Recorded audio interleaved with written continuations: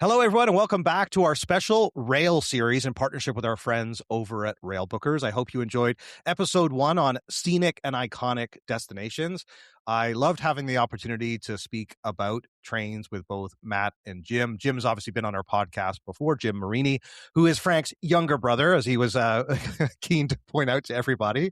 But it was great to have Matt Foy on the podcast as well to talk about these incredible train journeys that he's very involved in creating. This is episode 2 of our 3-part series, and I'm delighted today to have 2 exceptional guests from the Railbookers team to talk about luxury. So at the end of last episode, we almost started getting into, and Jim brought up some great examples of luxury rail trips. And that's actually why we had specifically created this episode on luxury rail travel, the new golden age. And today we have Gareth Jones, the Director of Product Development at Railbookers, and Tyler Wallinger, the Director of Virtual Events, here to join us as well. So first of all, welcome, guys. Welcome, Gareth. Welcome, Tyler. Great to have you on the podcast. Thank you, Dan. Great to be here. Really appreciate it. And it's nice to hear you were talking to my good friend Matt not too long ago. Yeah, good to be here. That's great. Thank you, Tyler. And Gareth, yes, of course, your friend Matt, who's in the UK. Tell everyone where you are based. So, I'm based in York in the UK. I've been with Railbookers for coming up to 18 years now, so I've worked very closely with Matt. He's been here 20 years. Our old buddy, should we say. That's amazing. We were talking about just how long some of the tenure is at Railbookers, and it's extraordinary because it was the first time I had met Matt, and obviously the first chance we get the chance to connect here. Obviously, I've been at the conference, and I have a great respect for the company culture at Railbookers, and getting to see the travel advisors and also the customers that love traveling with Railbookers was really heartening for me. And given just, I love this category. And but Tyler, let's bring you in too. Tell everyone where you're based and a little bit about your role. Yeah, thanks so much for having me in, Dan. This is really exciting to talk about my passion, which is train travel, especially luxury train travel.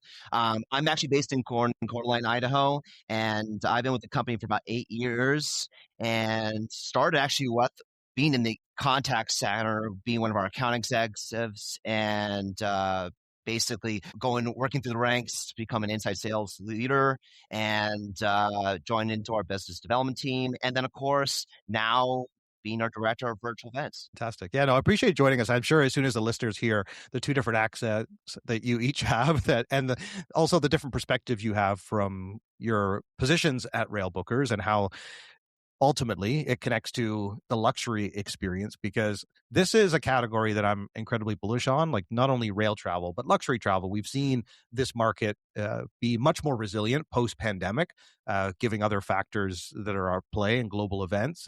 So one of the things I was keen to speak to you guys about is the fact that the luxury sector just keeps growing, and the type of customer that is booking these high-end trips, they're very experience-driven, but one of the things that's also very unique about Railbookers is that you put together these, scenic and iconic rail journeys with accommodation, with restaurants, and you take groups on these extraordinary experiences around the world. But clearly there's been a big shift to luxury travel. Now, the one thing that always stands out to me when we think about luxury is that there's so many different types of luxury. There's affordable luxury now. There's ultra luxury. So that's one of the things I wanted to start off with for both you, Gareth, and Tyler. And maybe Gareth, we'll start with you. If you wouldn't mind giving us an overview of how you would describe luxury rail travel and a luxury rail experience. As you say, Dan, it's the eternal question, isn't it? What is luxury, really? What is it? It's so different nowadays. I mean, I think luxury trains for me, it's more, it's kind of, you look at private train enterprises, for example, that aren't just about getting from A to B.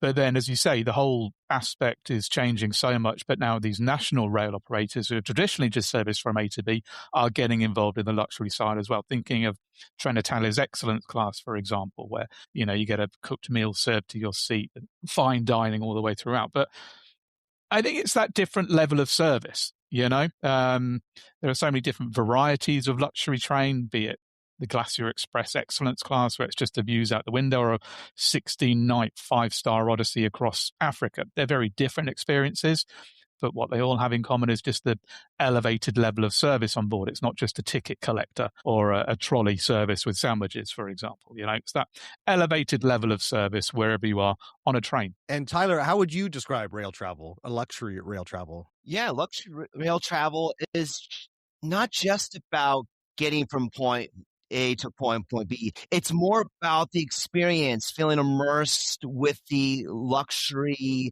accommodation, the dining, the curated experiences, even off the train. And it's something that everyone's looking forward to. Not only just being able to ride the train, but being able to take pictures, being able to enjoy the Michelin-starred dining. And we're seeing a huge shift, people wanting to experience these types of luxury trains, either be the Venice, Simplon, Orient Express, to Rovos Rail, to even, of course, like some of the trains that Gareth was mentioning, like the Glacier Express and Excellence class.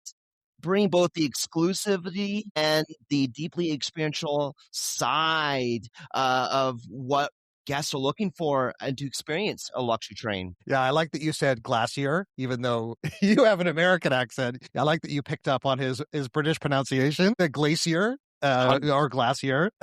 It depends who you're talking to. Yeah, exactly. It was very nice. You were complimenting him nicely, but I just wanted to make sure for all of our Americans and Canadians who by and large would say Glacier, that they knew exactly what we're referring to. Yep. Yeah, exactly. The other thing I wanted to point out to all of our listeners, just as we're having this conversation, many people are probably already on the website if they're multitasking, railbookers.com. And there is the travel styles and luxury rail is obviously the place I would point everyone as we're having this conversation, because as Gareth and Tyler mention a couple of these specific itineraries, I think it would be actually helpful to picture the destination itself. You can have a look at the map. You can have a look at the different train carriages. And this is the part where, you guys are mentioning like there's the Orient Express that goes from Paris to Venice, which is truly extraordinary and very exquisite and really kind of ultra luxury. And so you clearly have the full range of luxury experiences. There's some that are more affordable, and then there are some that are truly ultra luxury, is the way I would describe your portfolio. You have, of course, the amazing Rocky Mountaineer, which is definitely a luxurious experience, but it's, many of these, I've also come to understand, and Frank mentioned this in the end of our last episode, is the fact that the difference between a classic rail journey and a luxury rail journey is often the class of cabin that you'll then be positioned in, and the seat that you'll have, and then the service that you'll provide. And so I found this all incredibly fascinating. I've not had the privilege yet myself to take one of these luxury train trips, but I know a number of colleagues of mine who have and have come back raving about it. And if anything, one of the things that came up at the Virtuoso conference that I know is a big partner of yours is that high net worth individuals who book these trips are actually often less likely to post about them because it seems a little too self-indulgent, given how incredibly luxurious some of these experiences are. But let's take it a step back just to understand each of your roles. So Gareth, I'm going to come back to you on this one, since you are the director of product development, and given the length of experience you've had, I mean, you started as a product and purchasing manager at Railbookers. This, again, one of the things I love about the Railbookers culture is there's a lot of promotion from within and giving people the opportunity. The company is growing. We'll talk to Frank in next week's episode just about the growth of the last few years and what is continued to be expected in 2026. But tell us a little bit about how you put together luxury itineraries themselves. Since Matt did a great job of just talking about the classic itineraries, tell us about how you actually put together a luxurious rail experience, combining what is already a luxurious route and cabin. But yeah, the full holiday experience. How does that all come together? Yeah, it's a really good question, actually, Dan. And it's sort of, I think the luxury trains vary so much. For example, obviously, depending on where they are, the number of nights on board, the number of departures they have, of course, as well. If we take, you mentioned the Venice Simplon or Express, for example, from Paris to Venice, a classic journey. It's more like traveling on a piece of art. Because it's just one night on board, obviously, it's an amazing experience, but it gives someone like me and the company the ability to offer a lot more around it. And it's obviously a key point of what we provide and what we see booking from our customers, as well as that is the luxury experience itself. But then clients may stay in a 3 or 4 star hotel in Venice, Florence, and Rome, for example, or go down to Sorrento or even Sicily for a few nights by the beach. So it can differ hugely depending on the trains. Now, of course, mentioned Rovos Rail in Africa, or South Africa predominantly as well. There you've got a huge array of opportunities to look at. So adding on a safari or including a beach day, for example. We're often driven by customer demand, just in terms of what we see people requesting. Then we can work up that as well, but really constrained by the number of departures as well and the actual length of the trip. Another great one, which is proving to be very popular, but sadly there's only 2 or 3 departures a year, is the Golden Eagle Silk Road departure, which is obviously kind of upwards, going up to 20 nights and things like that. Doesn't leave too much space for someone like me, for example, to create more at the start and the end of it, but it is just the trip itself. The other thing I wanted to ask you just specifically about the luxury rail is the culinary offering. One of the things that we definitely see as an overall trend, and obviously that is very much the theme of this podcast that we have been running now for 3 years. And one of the things at the conference is a big focus on culinary. Another thing that we see, like luxury and culinary. Tell us a little bit about how important the culinary experience is for a luxury rail trip. Because I have to assume that that's one of the key reasons that people want to take is the quality of the cabin, the itineraries for sure, which we'll come to in a moment. But just in terms of the culinary offerings, what are sort of the expectations of a luxury rail dining experience? I think it's a huge point, absolutely. And I think every luxury train experience somewhere or other, I'm just always in awe of what these chefs can create in such confined spaces. It's just the actual, just the imagination, but also the skill and dexterity to do it on half a train carriage. It's amazing. It really is. And I think it's obviously, again, it depends on the departure. Take the Maharaja Express in India, for example. On board the train there, you're getting a true taste of Indian cuisine that you can't get anywhere else, for example. And you're guaranteed the very best by the very best chefs in India. Yeah. Can I add to that, Dan, and what Gareth said?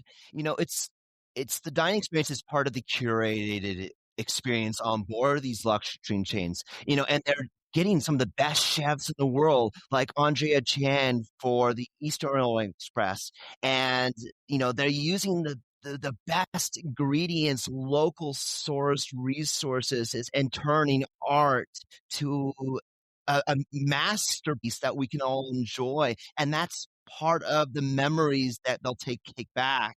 And it's when I travel on these luxury trains, I look forward to the dining experience, not just the array of the china and the glassware, but each dish tells a story of the locations and the destinations we get to visit. And I love that they also pair a local glass of wine or a beverage that's from the region that pairs so well with the palate that you're trying. And then also, too, my last point is they, if they have any type of dietary restrictions, they do a very good job to offer a solution to make the experience on board. So I love that. Yeah, the one thing I was actually going to ask you, Tyler, on this topic is that, when we think about a luxury guest experience, obviously the key aspect is the cabins and suites themselves. So obviously just knowing that they're going to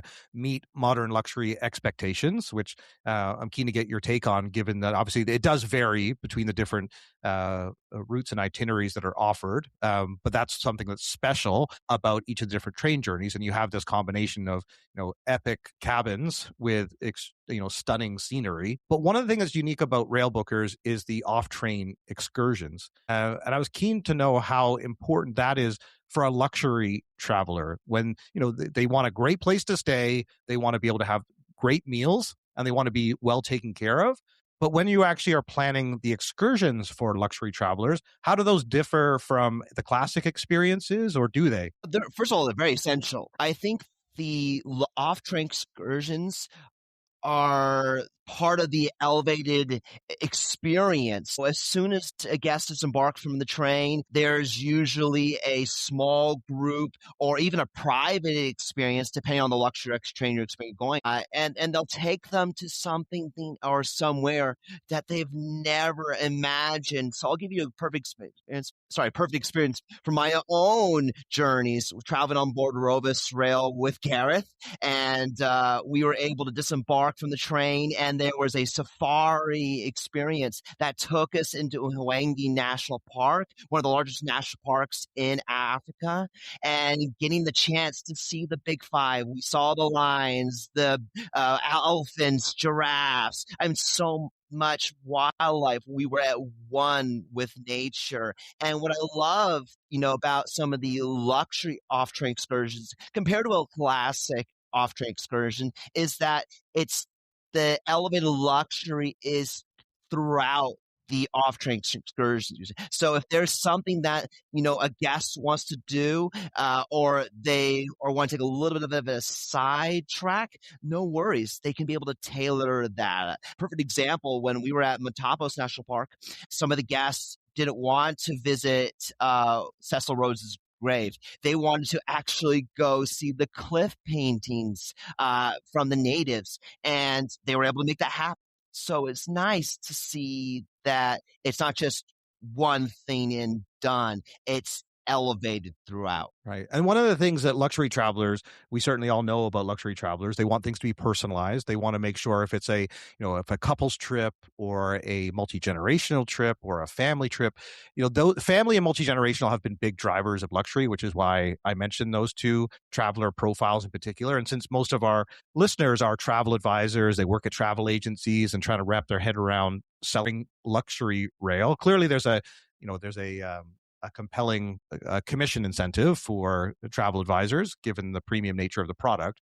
But in terms of the guest experience, this is what I want to finish on this topic, is actually understanding what are the small details that will actually truly define a 5-star rail experience. And the reason I'm keen to understand that, and Gareth, given your product development role, I'm keen to get your take on this, because when we've had CEOs on our podcast, like Jonathan Raggett from Red Carnation Hotels, we had him as part of our luxury hotel series, and he would talk to us about tiny noticeable touches, TNTs as they refer to them, that they are very focused on with their team to be able to do those things that will keep a luxury traveler delighted and coming back.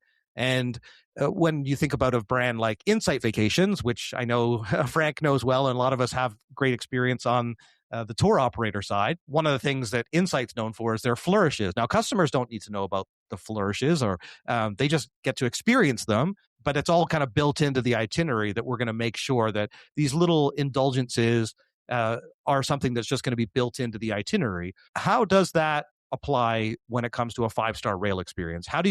What are some of those small details, and how do you ensure consistency across the entire journey from boarding till their final stop? Oh yeah, it's a great question. I think you've got to see these trains as very, it's a 5-star hotel experience, but on rail. It really is. We're seeing more luxury trains come on the market, more newer trains built, and the cabins are getting bigger and bigger and bigger. Gone are the days of having to stay in a bunk bed and shared toilets down the alleyway. Everyone's en suite. You've got air conditioning. You've got luxury bedding. The staff make it such a special experience as well. I mean, I think we've got to look at it as black and white. A train is a train could be large, but it's fairly still confined space compared to a building. So you're going to be seeing staff on a regular basis, and they make it. They make the experience, really. They're the ones who remember your favorite cocktail. They're the ones who are turning down the bed every night and making the bed. They're the ones who will iron your shirt for you if you wish. They're the ones who will remember your favorite cocktail. They're the ones who will be playing the piano before the last person leaves the bar. It is that level of service on board that makes it key. Also, Railbookers, as we have such great partnerships with all these rail operators as well, we do have hidden little secret gifts for our clients once they're on board, the odd one or two here as well. Always, as I said, looking for that special touch to personalize each trip. Absolutely. Yeah, definitely. And I guess that's where, when we think about the customer profile, and given that Tyler is on the road, you're based in a pretty beautiful place in the world too. If people don't actually know much about Idaho, especially the town that you're based in, the scenery is stunningly beautiful. I have friends living there, and Idaho is kind of this extremely beautiful state within America. So you're obviously surrounded by some pretty epic beauty. I just wanted to highlight that for all of our global listeners who will now be trying to find out where you are on the map. And but what I was going to ask you, Tyler, is that you're traveling a lot for work. Clearly, you're meeting with a lot of guests, travel advisors in your sales capacity. And one of the things that's unique about your role is that you're speaking to the guests, and you can start to get a sense of how the luxury rail traveler is evolving. Like, what is the actual profile of a luxury traveler? And I'm keen to ask you that because many travel advisors listening to this, someone's going to reach out to their travel agency looking for recommendations and to kind of know when to suggest a luxury rail trip. Now, some people obviously come in knowing that they want to do a Rocky Mountaineer, for example, and they want to book that.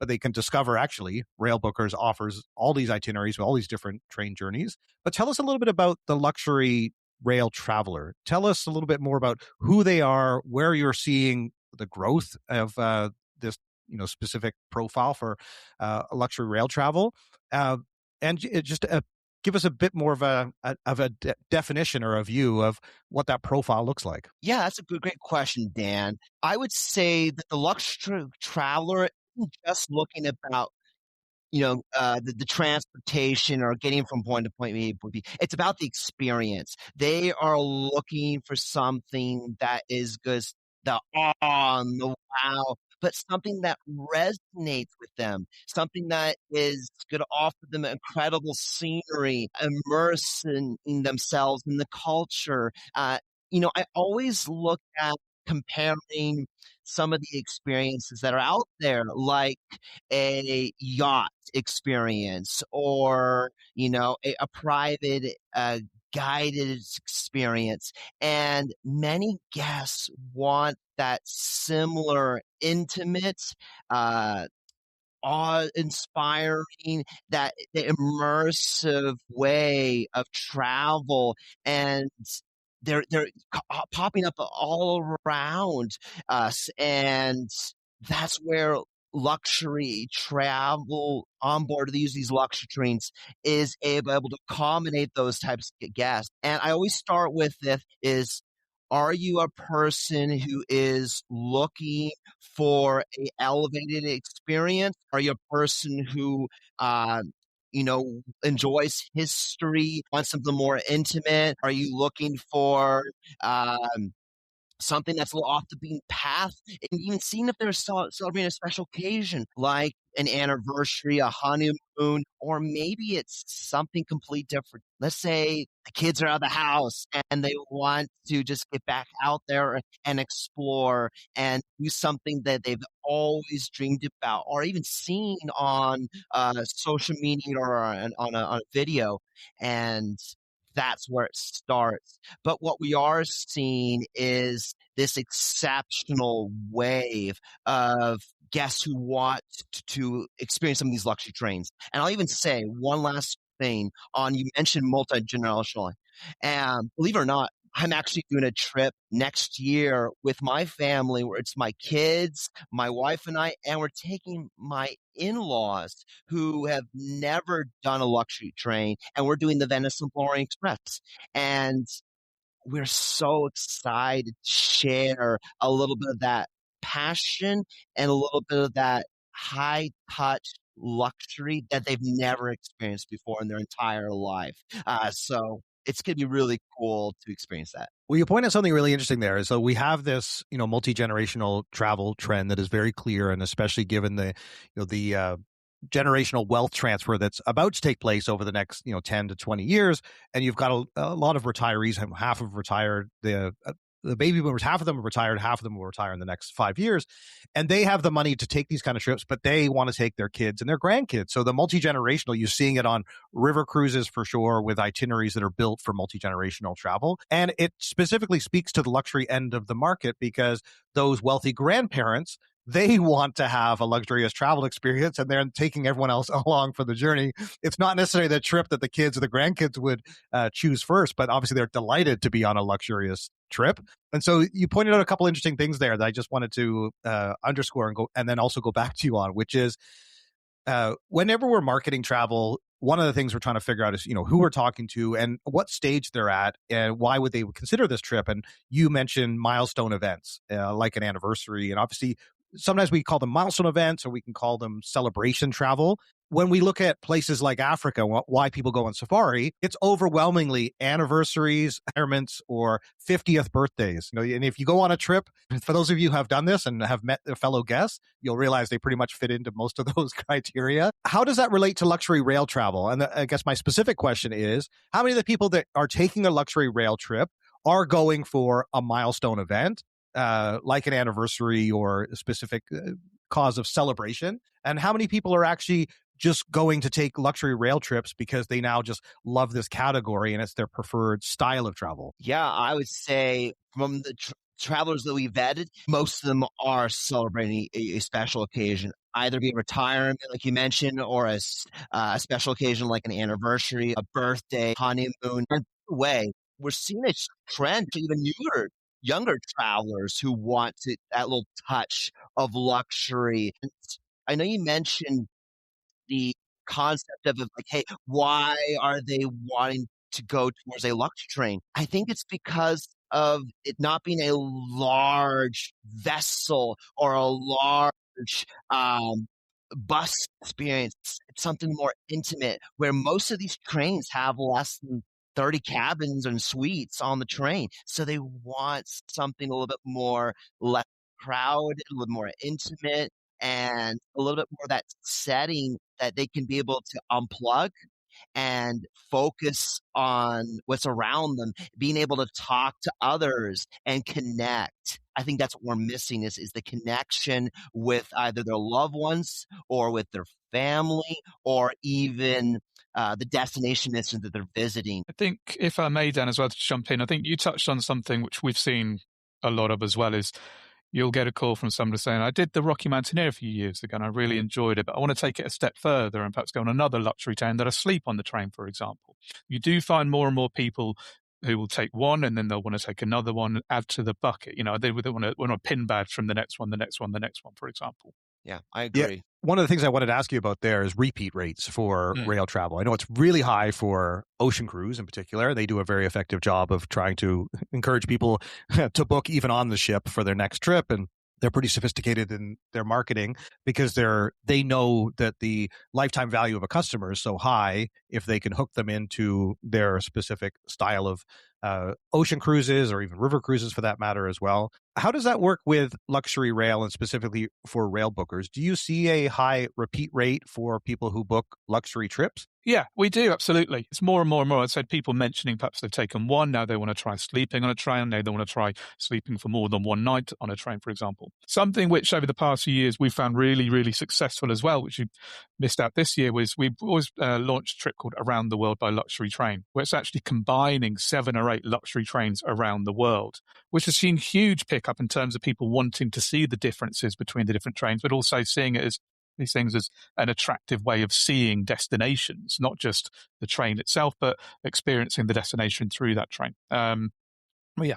Perfect example is where we see people doing the Belmont Royal Scotsman, and they do that train again because they maybe did a 2-nighter. Now they want to do a 7-night experience, or they've done Rovos Rail, and they're like, oh my gosh, I loved the trip to Victoria Falls. Now I want to go do Dar es Salaam. So to Gareth's point, it's not sometimes just going to another luxury train, but even repeating the same luxury train, and they want to do an extended experience. Well, and one of the other things that's unique about the luxury travel market is the high rate that they utilize travel advisors. Now, you clearly have wealthy travelers that may end up booking direct, but typically they're getting a recommendation from their travel advisor. They've got a great established relationship, and especially when it's milestone, there's a recommendation coming from the travel advisor as to what they should do for the year ahead. Rail travel is something that clearly more and more travel advisors are recommending. One of the things I was actually keen to hear from you both as we think about the world of luxury rail travel is how important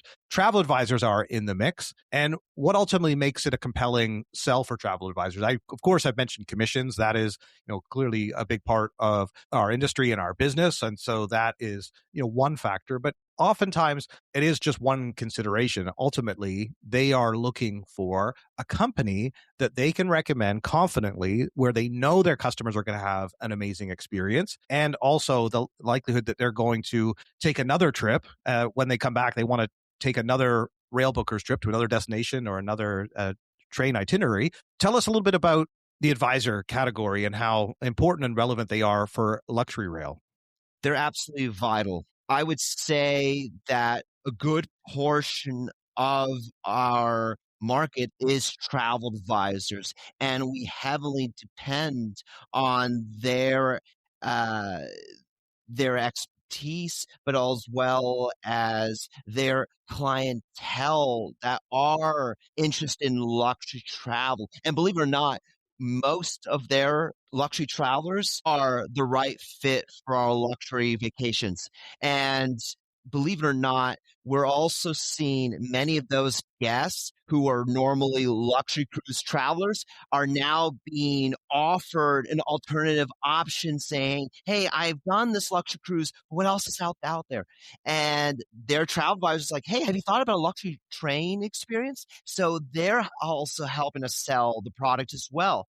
But what I love is when they speak with our luxury experts, they can take advantage of our complimentary three-way call service, which our rail experts can help sell the experience along with the advisor to the customer. And it's a huge win-win for both the customer and the travel advisor. So that way we can be able to address any questions, concerns that the clients may have in real time. So that way they're more comfortable and confident with the decision by saying, yeah, Mary Beth, I want to do this trip that, one of our rail experts mentioned, let's do it. And they're more excited. And then they come back because they had an memorable experience the first time that they want to do another luxury train the second time. Well, something I'm keen to explore along those lines, and I'm going to bring this up when I speak to Frank next week, is how you position luxury rail, especially for a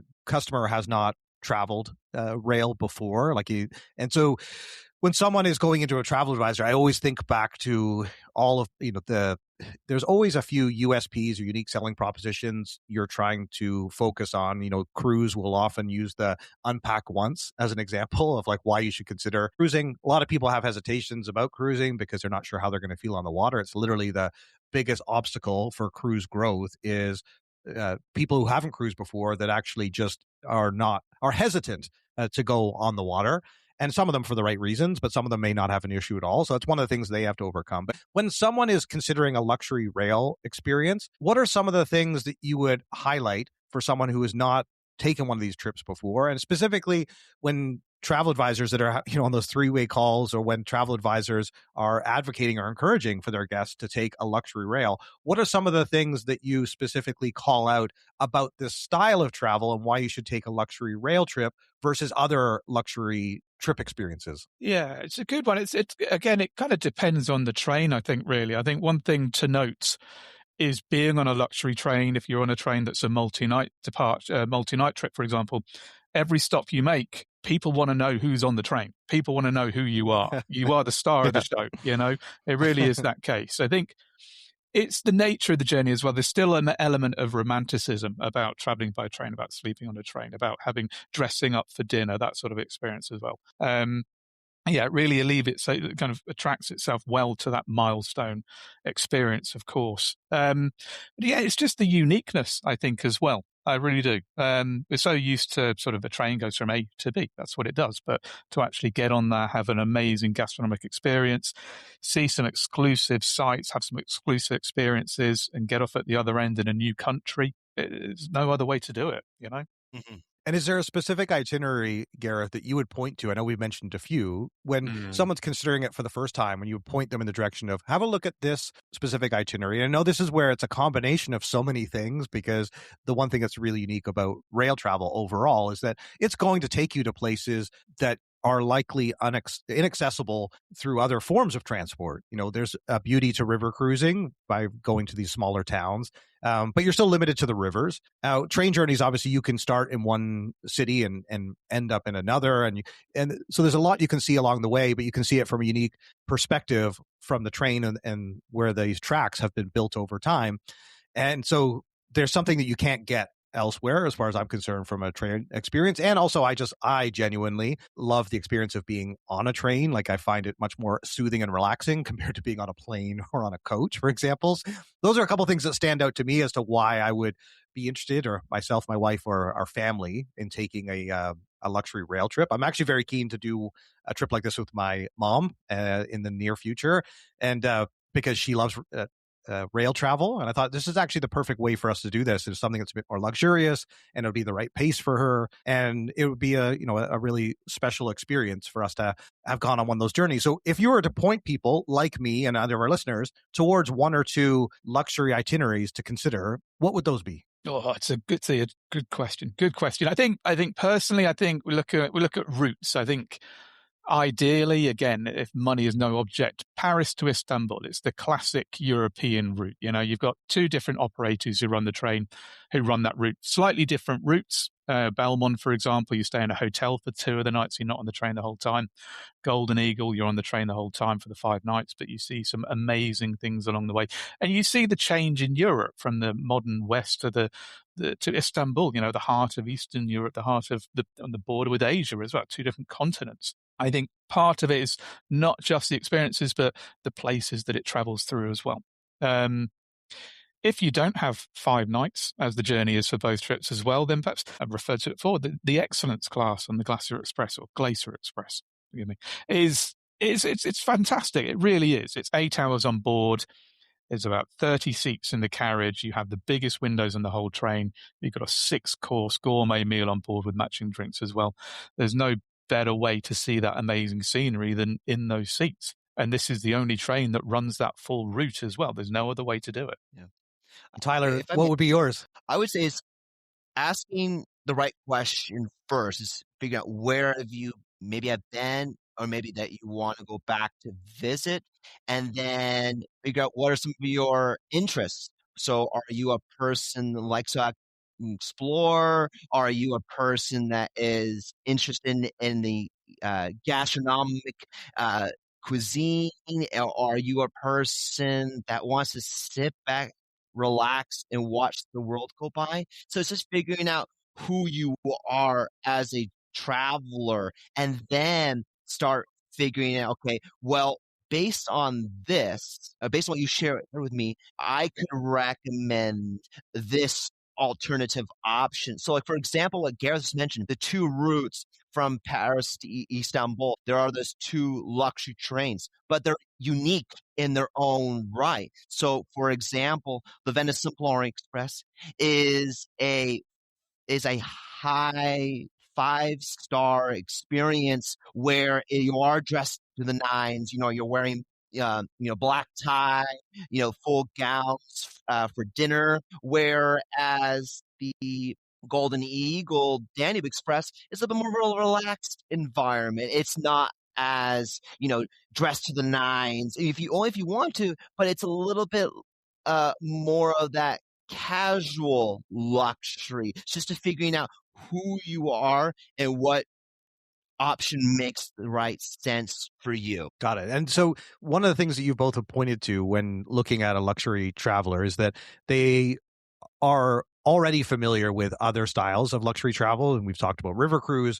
But the one thing I certainly saw from my time overseeing the marketing and digital activity, the Travel Corporation, which many of our listeners are familiar with, and interestingly how Frank and I have got to know each other. And I know this industry ultimately, as we all know, is incredibly small. But one of the things that was part of my role that was interesting and relevant to this is that I was very much focused on this concept of the 10-year wallet. And so how do you make sure that you retain a customer over the course of 10 years and get them to continue to travel within our 40 brands? So one year it could be an African safari, next year it could be a river cruise, then it might be a coach tour. And so the key was trying to keep them within the family of brands. But what was really interesting about that work is that the luxury traveler really focused on 3 brands: Uniworld, Luxury Gold, which was Insight's really high-end product, Red Carnation, those hotels, and then African Travel as well. And so those luxury travelers are really quite unique. And so they don't transfer to other types of products. They stay within that luxury portfolio, but they often go through these kind of cyclical phases where they've all done a river cruise because they were told from all of their other friends at the country club or in their neighborhood that they need to. And the one thing always stands out to me is the number of like Australians or people from the UK as well. I was going to call you a Brit, Gareth, but I'll just say people from the UK. That'll do. That they'll do the Rocky Mountaineer and then they'll do an Alaskan cruise. It's like, the standard 2 trips combined, and it's all the rage. So what I wanted to ask you guys is, when it comes to what types of trips they've done before, obviously luxury river cruise is one good example, but where are you seeing the growth coming from? Are you seeing that these are people that tend to like high-end accommodation? Where are you seeing the growth, and what do you think is actually driving that demand of the rise of luxury rail? That's a good one. Yeah, absolutely. I think it's those people who are used to 5-star accommodation in some ways. I also think it's sort of attracting not just the luxury market as well. You know, those guys who aren't used to the luxury sphere, they just want to do something unique and different. It's certainly a hence of the new in terms of experiences, but also a good way of seeing certain countries. I touched on the Maharaja Express, for example. It's a great, safe way of seeing what's often seen as a challenging country. And you get the full Indian experiences. You've got Indian dance, one experience, a ancient temple, one experience, a VIP early access to the Taj Mahal the next day. You know, you're really all-encompassing for that country's experience. The Andean Explorer, for example, in Peru. It's a 5-star way of seeing the whole country. So it's not just you're seeing one place, you're actually seeing the country and getting the full country experience on these things. Well, one thing I just want to ask you along those lines is the emotional and experiential appeal of this style of travel, because this is the thing about luxury today. And when we started this conversation about all the different types of luxury experiences, sometimes luxury is access. Sometimes it is giving people experiences that they wouldn't get elsewhere, and that's access to, you know, some of these local communities they may be better connected to, or being able to take them to places that, you know, only rail journeys can, to be able to stay in these beautiful properties, be able to have these like fine dinners, that type of thing. So often it's more about how someone feels than what the trip actually includes. I mean, when people are making their decision, they're doing the rational mind at first of like, you know, how much it costs, the number of inclusions and the overall itinerary. But ultimately, it's the emotional response that these travelers are looking for. And this year, a big focus for us has been highlighting the transformative style of travel. You know, people coming back feeling changed, but ultimately people coming back feeling that there was great value for money and they had a really fantastic holiday, and they come back, you know, feeling better for having had that trip and already looking forward to the next one. So I'm keen to know about what you, when you think about the emotional response you're looking for travelers to have from these trips, and how, when people are looking for experiences over things, how does rail deliver on that? I think it's great. Yeah. I mean, again, it's going to differ from train to train, but it's that storytelling for certain journeys as well. We touched on the VSOE, Paris to Istanbul. You're seeing Europe change each day. You know, you're seeing the whole breadth of Europe. The Silk Road, Golden Eagle as well. Of course, it's the ancient kind of trade route from millennia ago. And there's no real way of doing it unless you're looking at private flights and things like that. And also on board, you're going to be learning a hell of a lot because you're going to have professors giving lectures, etc., and telling the stories you go. It's that level of education about certain destinations while you're on board. So you come back of learning the place, but also having a very unique memories from these things. And Tyler, I'm keen to get your take on, you know, where luxury travel is headed for rail, because, you know, we've certainly seen a dramatic increase in overall luxury cruises, especially expedition cruises. We haven't mentioned those yet, but that's obviously been a very important category of growth, given that people are looking to go, you know, to more immersive destinations and to be able to have these experiences, you know, visiting local communities. And so the expedition trip, even though they may not necessarily have the same luxurious features, but it is a much higher end experience, and it's often more expensive just given the cost of these ships and where they go. So then clearly you need to make sure that you serve some fine meals and everything that goes along with it to pay, to suit their expectations.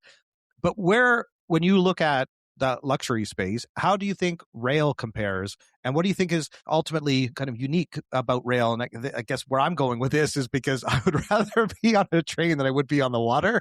So that's always what it comes back to for me. But yeah, tell us a little bit more about what your how you see it in the marketplace, given that, you know, you are doing sales and you're meeting with advisors that are promoting different types of luxury experiences. Yeah, I think the luxury rail market is only going up because, you know, there is a demand. People want, you know, the next best thing. And I think they've done so many different river and ocean cruises, and you can't build any more rivers. There's only so much you can see from the water, to your point, that they're like, okay, what else is out there. And our marketing tactic is, why not do a luxury land cruise via luxury train? And, many of these luxury rail operators are building better and grander suites, like Belmont's Venice Simplon Express. They have this full length carriage having a private library, private ensuite, a Oculus that faces up to the stars. I mean, it's something that's never heard of. There's even now luxury trains coming out in other, off the beaten path destinations like Egypt, even like what Gareth mentioned, Silk Road. People want to explore and really feel immersed in the destinations and learn about the places they're seeing via that storytelling that Gareth mentioned. So I only see it going up from here. Yeah, it's interesting. That was one of the things that I was keen to ask you both, but also just to highlight to our listeners too. Like when you have a market that is growing so aggressively, like we've seen with river cruising, one of the challenges you run into, to your point about, there's only so many rivers, but there's also only so much space on any of those rivers. And those ships often end up getting lined up like 8 deep. And when they get to a town, you have to cross 6 or 7 other ships. And sometimes you have people then speaking about the fact that, did you see the chandelier in that place? Did you see this? Like they've walked through, and then they've also realized if they book something more substandard, they've seen what luxury can look like. So that's one of the things that stands out to me about river cruise, that people come back and say, the rivers were crowded and they saw these other ships. So that's a completely different experience there. So what stood out to me. But I want to just finish on with a couple last questions for you guys. The one I'm very keen to ask is that, as we're talking about luxury travelers and we think about people that are coming into this category for the first time, I would think there'd be huge potential for Railbookers where guests are listening to this or speaking to their travel advisor, and they are deciding this is the year they're going to do an epic rail journey. And so I'm very excited for Railbookers, given the number of retirees, the number of people that are booking. And despite other factors, I know your business has been up substantially the last 2 years and continues to be up in 2026. And so for first-time travelers that are thinking about taking a luxury rail experience, what are some of the things you would encourage them to factor into their decision-making, whether it be the destination itself, because clearly there's luxury trips all over the world. And that's one of the things that's going to almost like you're spoiled for choice. But what are some of the things, Gareth, again, you're probably best to start with you on the product side. What are some of the things you would encourage people to be considering when booking their first luxury rail trip? Yeah, I'll come up with a very British term first of all, and don't dilly-dally. So don't waste too much. Again, these trains are very, very limited in terms of cabin space, and very limited in departure time. So, and not to put a hurry on things, but try and don't think too long, because you might miss out on what you actually want to do.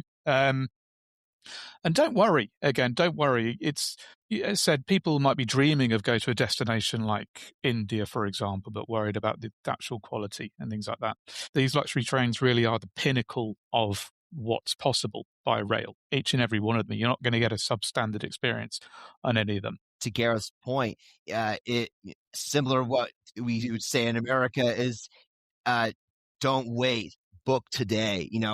There's that famous saying, and it's so true. Luxury trains take guests and travel advisors to places that they only dream of, like what Gareth mentioned about the Explorer, right? Taking them through the Andean Mountains, something that what other form of transportation can get them there, or seeing Machu Picchu, or going across, great lengths and seeing the change of scenery each and every day.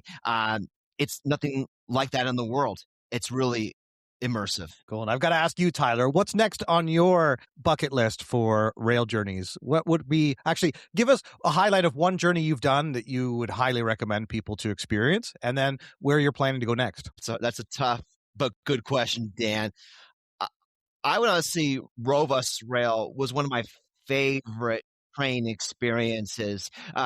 Seeing, the African safaris and seeing the wildlife, but being able to be transported back time to this colonial era of travel on board this high touch luxury train. And the staff do a phenomenal job of making the experience memorable, something that I will not only cherish, but I cannot wait to go back on. My next plans are the Venice Simplon Express with my entire family next year. 2029, our plan is to do the Eastern Oriental Express. So I love luxury trains. I'm similar to what Gareth was saying before. I keep just checking one off the bucket list that I want to do each and every year. That's awesome. That's great, Tyler. And what about you, Gareth? What's a big highlight of a trip you've done? And what's one of the ones you're looking forward to next? There's two answers for the best. I always legally obliged to mention the Benina Express because of my wife on that train a good 20 years ago now. So I'm legally obliged to always mention Benina Express, that question. Favorite, I've got to say personally for me, the Maharaja Express was a phenomenal experience. It really was. Just sort of a country such as India, which can be quite demanding in some ways, to do it in that sort of style, and the experiences along the way are kind of unforgettable. They really are. What's up next? Next up, a bit closer to home, I'm going to be taking the Caledonian Sleeper. I'm going to be going up to Scotland, which isn't too far away from me, and then taking an overnight train down to London. So something a little closer to home and one thing I've never done before. So there we go. Oh, that's great. That's fantastic. Maybe that's one I should actually focus on, taking my mom on, because I know she wants to go to Scotland. I'll reach out to you for some suggestions afterwards. Gentlemen, this has been really fascinating for me. Obviously, I was looking forward to having conversation with you both about luxury rail, and especially as we had the conversation on scenic and iconic journeys. And then we'll have Frank Marini, the CEO of Railbookers, joining us on next week's episode to talk about the future of rail. But I'm really excited for you both, just given how much growth potential there is. You're already seeing significant growth, but there's so much new growth for Railbookers as you expand into Asia. You have your office there in Singapore, and when you think about the big English language source markets from Australia, New Zealand, and certainly North America, but also the UK and Europe. And given the global nature of the product offering, despite challenging circumstances in one region, people just shift. And I think that's one of the things that I find wonderful and reassuring about the travel industry, is that people still continue to travel. They just change where they're going to go. And so having a global collection and portfolio is so important. But I'm just keen for you guys to leave us with one last takeaway. So for people who are thinking about luxury rail, whether it be travelers or travel advisors, what would be one thing that, Tyler, you'd want people to take away from our conversation? I would say think of and plan and book a luxury train journey with Railbookers. We can customize, design, and tailor the experience the way you want to experience it. And honestly, luxury trains, when you do one, you'll do more. So thank you, Dan. Thank you, Tyler. And Gareth, last word from you. What would be the big takeaway you want to leave all listeners with? Yeah, don't be scared. Don't be scared. I think a lot of the time people are scared because it's seen as an enclosed space on rail, for example. But no, these things are incredibly special. They really are amazing experiences. So jump in. Absolutely. Excellent. Thank you, Gareth. Thank you, Tyler. Really appreciate you both joining us. Looking forward to seeing you at the Railbookers conference later this year. Thank you, Dan. Excellent. Thank you. And thanks so much to our listeners for joining us for this special episode 2 of our Railbookers series, as we talk to Tyler and Gareth about luxury rail travel. Don't forget that next week we will have the CEO, Frank Marini, joining us again. He's been a star of our podcast from last season and our AI summits. We're going to talk to him about technology, company culture. We'll also be highlighting his book that I encourage everyone to read, Staying on Track. And Frank has become such a great friend and a very well-respected industry colleague. And I look forward to interviewing him next week. But Tyler, Gareth, thanks again for joining us. Thanks to all of our listeners for being a part of this podcast. And don't forget to subscribe on the streaming platform of your choice to be notified when new episodes go live, Spotify or Apple. And we do post clips and highlights on all our social channels, which you can find on Instagram, LinkedIn, and YouTube at Travel Trends Podcast. And for more information about Railbookers, check out railbookers.com. Until next week, safe travels.